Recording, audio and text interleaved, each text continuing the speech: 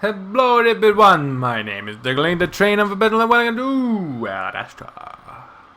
I toss and turn, I turn the tide too. I toss and turn most of the night, even while Neferu snores loudly in his own bed.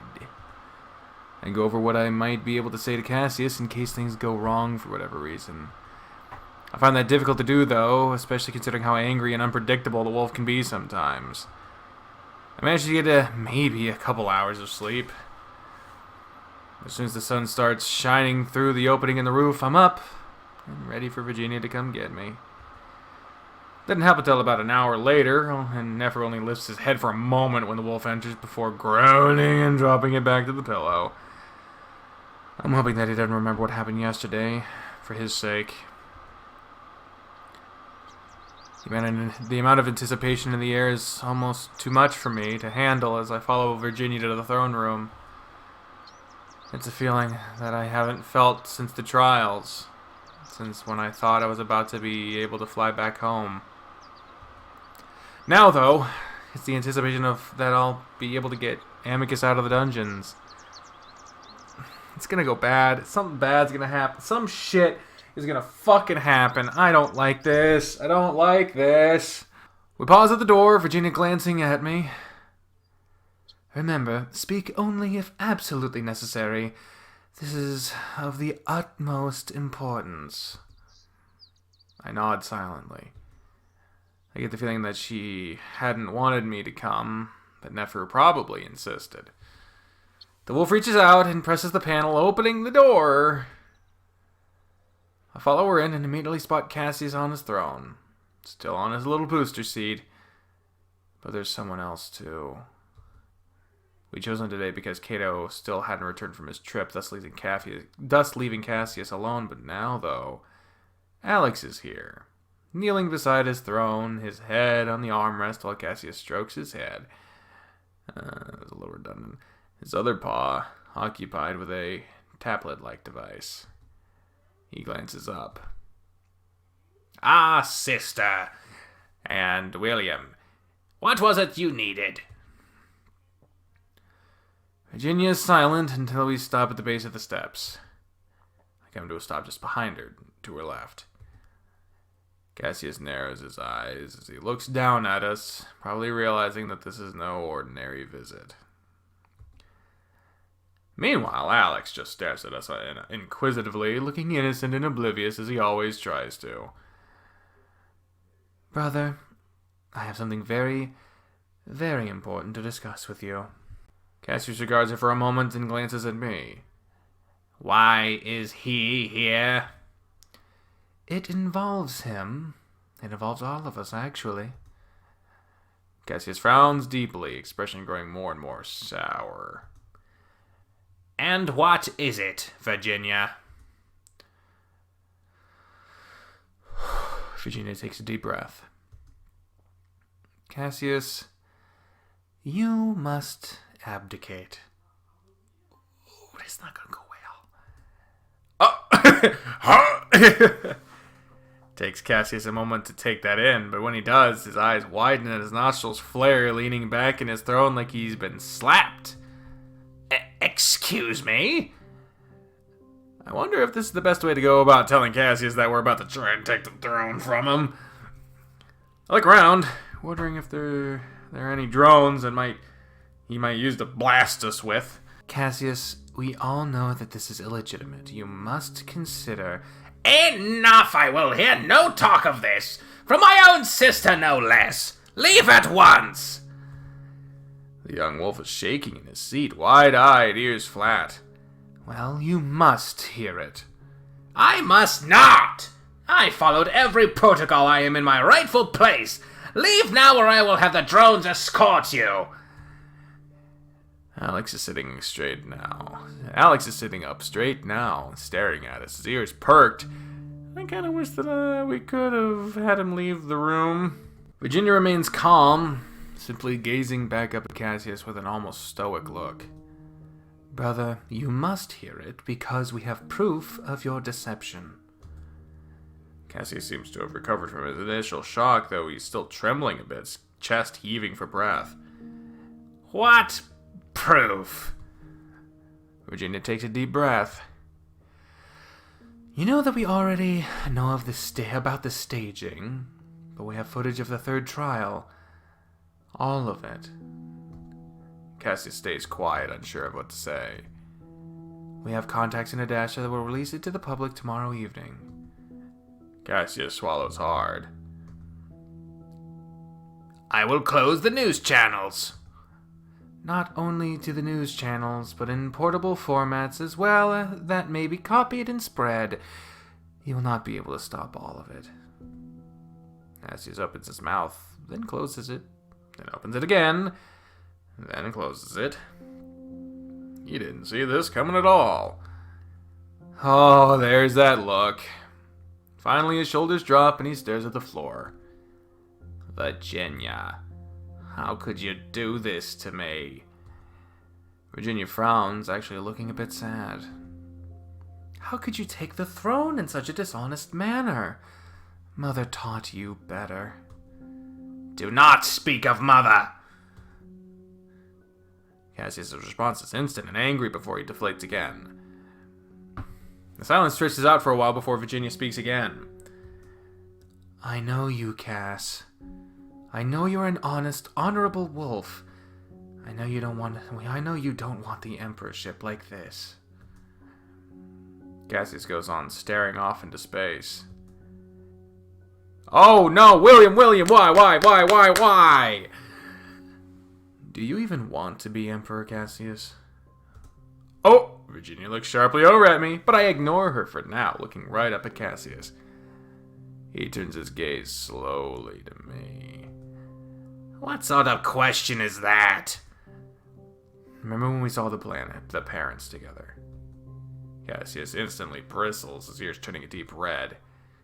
You remember what they said, right? I don't remember. Sure. Anyway, you know what the parents think, what they want. Just listen to them. They only want what's best for this empire. Cassius closes his eyes, taking a deep breath. That's not the thing you should have said to him. Why are you doing this to me? Oh, he says it quietly. Sorry. That's what happens when the direction follows the line. And I'm not sure if he's talking to me, Virginia, or the both of us. Because we also want what's best for the Empire, Cassius. And that involves a legitimate emperor that rightfully sits upon the throne. I can't just abdicate. How many emperors have even done that? The humiliation would be too great. For the first time, I hear some resignation in Cassius's voice. And I actually do believe that he doesn't want this emperorship anymore. I jump in again. We can make up any story you want, Cassius. It doesn't have to be a shameful thing. We can make it seem honorable. Even though I think it is already, if you do step down. Again, Cassius is silent. I can only imagine all the things that are going through his head right now. He knows that the release of this footage will destroy his image, cause unrest, probably to the point that he'd never be able to recover if he remained on the throne. He already knows that he's been beaten. No, he doesn't. Oh, there's that fucker. Alex, meanwhile, continues to sit at his side, just staring at the two of us. I'm surprised he hasn't said anything at all. And again, I'm not sure whose side he's on. He's on his side! How hard is this to fucking figure out? Also, you need to demote Cato from an advisor. Otherwise, he will become acting emperor again. Cassius looks sharply at us.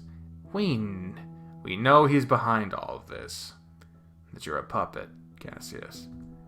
Oh! Cassius bristles at Vegeta, shoots me another warning look. But you're still the emperor. You have complete power over your advisor. You can easily cut those strings. Cassius looks like he's about ready to say something, to protest, but again, he slumps down, just glaring at his knees. That would automatically make Amicus emperor. Not a question, just a defeated statement. We don't say anything. I suppose he was always destined to be that. I was a fool to think I could make this work. Virginia's ears perk up, and I feel a swooping feeling in my chest like I just missed a step. Alex looks up at Cassius, frowning. Cassius shakes his head. I'll need to think. You said tomorrow evening? The 14th hour. Oh yeah, time's different there. Cassius sighs, then nods. I see. I'll make an announcement tomorrow after breakfast. I need to meditate. Certainly. He's not gonna do it. He's not gonna do it. He's gonna fucking... some shit. Oh, God. Cassius drops his paw to his lap and picks up the glass tablet again. And just like that, we're dismissed. As Virginia turns to go, I quickly speak up. Why? Why are you making demands? Okay. Cassius? Can I see Amicus again? He rolls his eyes. Gods. Yes. In fact. He looks up at the ceiling. Come. Set William's access to the dungeons as unrestricted. He'll be free by tomorrow anyway, I'm sure. Thank you. I bow, because it feels like the right thing to do, but Cassius only grunts in response. I then quickly follow Virginia out into the hallway, almost skipping with relief and excitement. Oh, God, it's not going to go that well. It's not that easy. Something bad's going to happen. Something bad's going to fucking happen. Holy shit, that was easy. I whisper to the she-wolf as she maintains that stoic look. It really was, wasn't it? It seems that Cassius isn't enjoying his position on the throne after all. Did he think it would be easy? I think he never looked past beating Amicus. Now that he has, well... I shake my head. If that was his only reason, then he deserves this. Well, I don't believe it was his only reason. He simply didn't prepare himself beyond the trials. Virginia side-eyes me. And don't get too excited just yet. Nothing is final until Cassius says the words. Yeah, it looks like he's definitely going to. It does, yes, but remain careful and vigilant also. Virginia pauses as we reach the branch of the hallway where it would part ways so that I could go to the dungeons. I stop and look up at her, stepping from one foot to the other, eager to tell Amicus the news. You've noted my loyalty to Amicus over the past week, yes? Yeah. At the very least, this would be deserving of some... This would be deserving of some time of official position, don't you think? I imagine that's some kind. You want to be chief advisor, right? Yes, and you are very close to him. I'll get him to make it happen. The wolf almost looks shocked. I don't know why, though. I'd assumed this was always part of the plan. Thank you, William. Of course. I'll see you later today. I leave the wolf standing there, trying not to walk too fast on my way to the dungeons. Oh, is it gonna look bad? Oh, okay. Amicus is shocked when I tell him the news, obviously, but like Virginia, he tells me to stay cautious, which you should be. Anything can happen between now and when Cassius makes the announcement. We're definitely not guaranteed an abdication during said announcement. Either way, I promise Amicus to come back down first thing in the morning to tell him the news.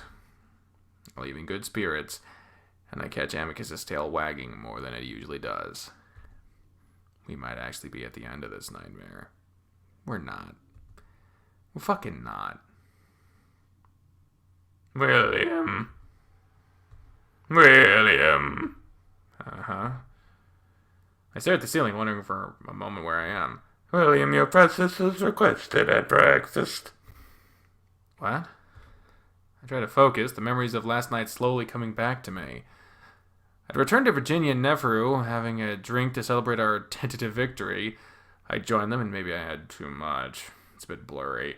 But the splitting headache is evidence enough. Then I remember that Calm woke me up. Wait, breakfast? Yes, your presence is requested immediately.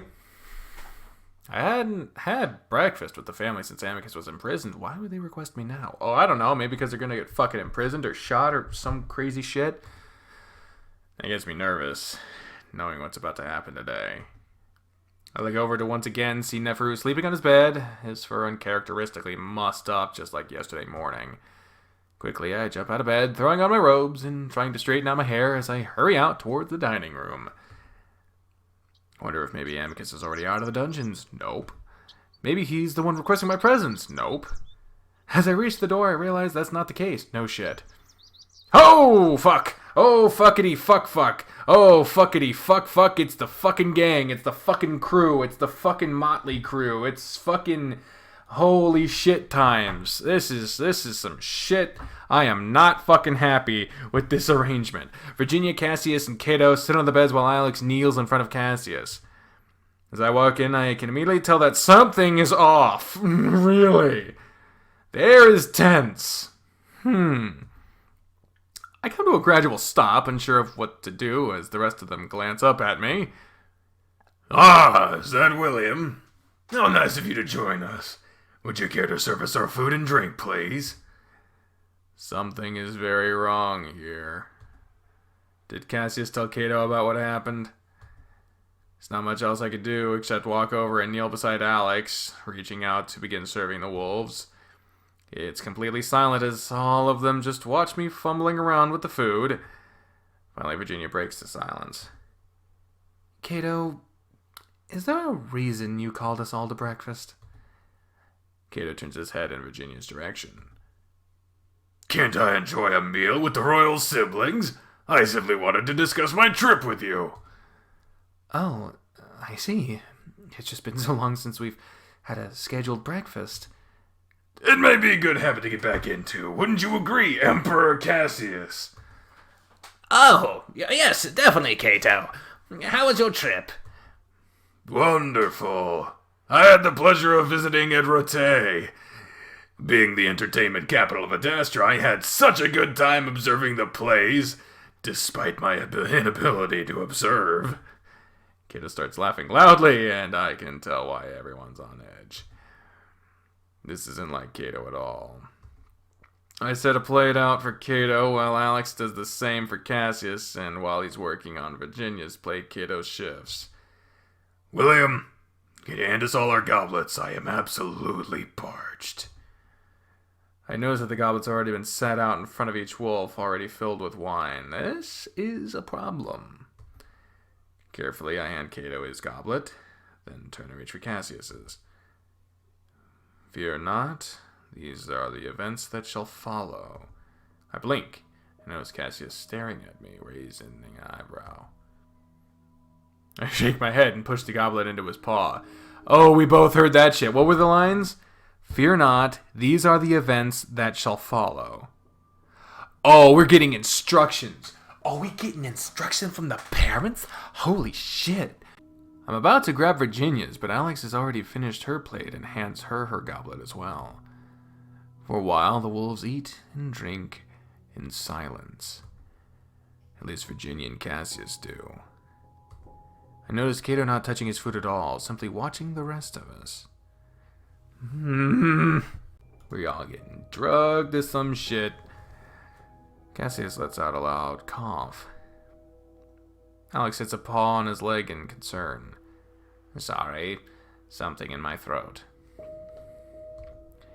Takes another drink of his wine.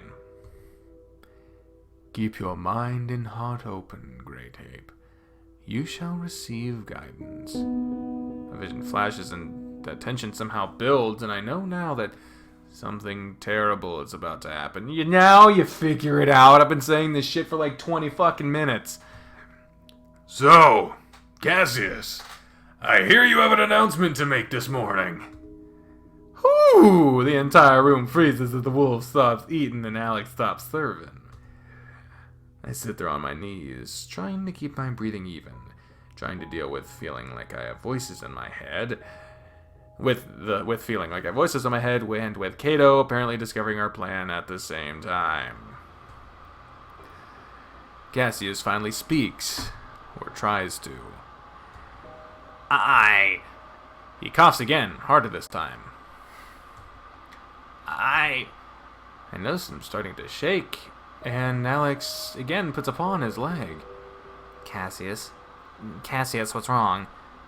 Yes, what's wrong, Cassius? Don't you have a speech to give this morning? You might have to postpone it if you have a cough. Cassius suddenly sits up, trembling. He stares at Cato, wide-eyed, disbelieving, one paw moving to his throat. Cassius! He turns to Alex, reaching a paw out to him, which the cat catches. I can't breathe. Cassius wheezes, looking down into his goblet, then he suddenly spasms, curling over his stomach before another violent spasm takes him, and he arches out onto the bed, screaming, I didn't think Cassius was going to be the one getting attacked! Good lord! Oh, shit balls. That's a fucking sight right there. That, I remember seeing that expression on Alex's face on Twitter. I did not think this would be the scene. Holy shit. I don't like that face. That expression is fucking terrifying to me. It's a hideous sound, full of agony. It's so sudden I'm left to just stare in shock, still on my knees.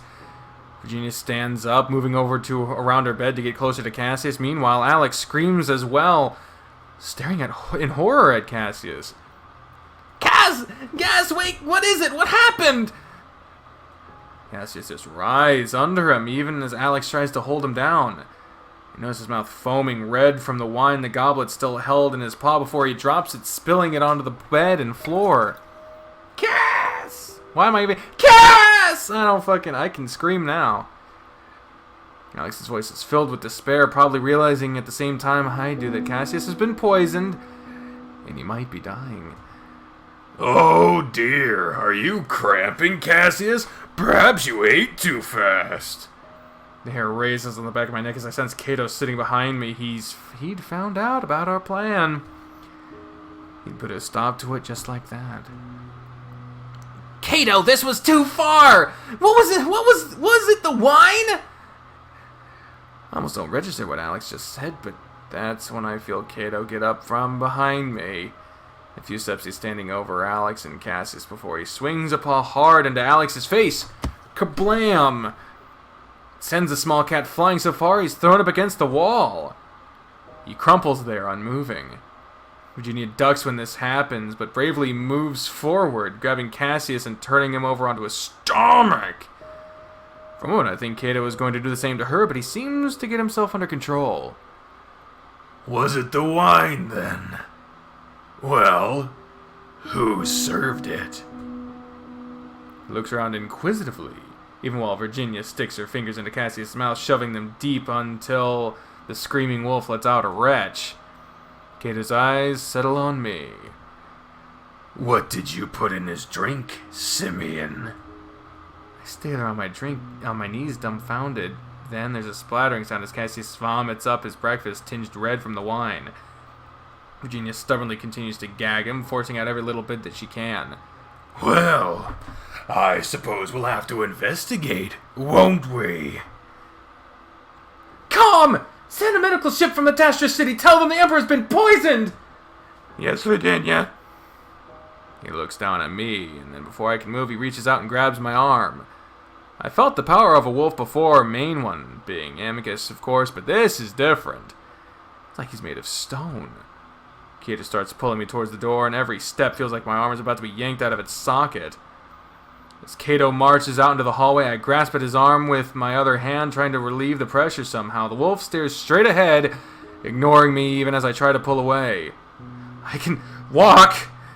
I grit my teeth, my hand already numb. I look left and right, trying to figure out how I might get away. No chance for that, though, as I realize we've reached Amicus's room. Suddenly I find myself on the floor as the wolf throws me violently into the room. I suggest you stay here. You have no means of escape anyway. I'll be back to discuss things with you.